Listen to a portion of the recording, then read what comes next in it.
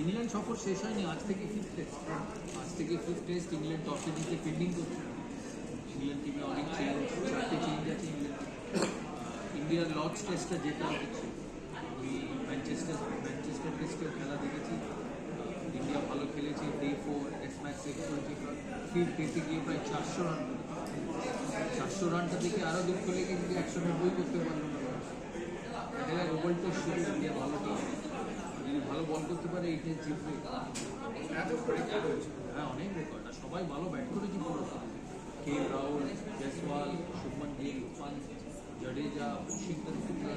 বহুদিন বাদে আমার মনে আছে আমরা 2001, 2002, 2007 ইংল্যান্ড ট্যুর করেছিলাম, যেখানে ওপেনিং থেকে 6 নম্বর সবাই সেঞ্চুরি।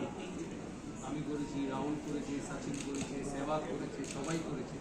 অনেকদিন বাদে একটা ইন্ডিয়ান ব্যাটিং লাইন আপ দেখলাম, যেখানে everyone, right from top order, middle order, lower middle order, everybody has scored test match hundreds, which is so great to see. Shubman Gill has been outstanding. But এর থেকেই বোঝা যায় যে that if you give responsibility, you will get people to deliver.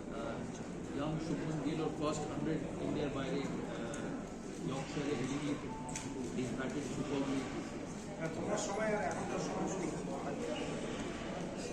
Generations to compare करा जाए ना, the sport has changed, but for Indian cricket the quality has been fantastic, right? But it makes me extremely proud for Indian cricket that এত quality player আমাদের দেশে আছে।